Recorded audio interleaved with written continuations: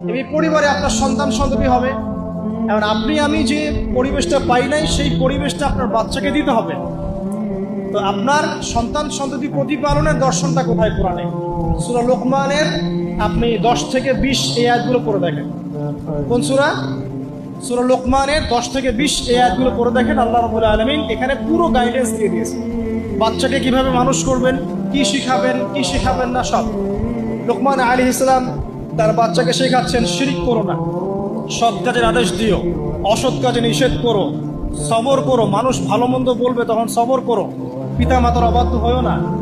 ঠিক আছে? তবে পিতা মাতা যদি তোমাকে আল্লাহর বিরুদ্ধে নিয়ে যায় তখন তাদের সাথে সবরের সাথে আচরণ করো, কিন্তু তাদের সাথে কটু আচরণ করো না, তাদের কথা মেনে নিও না।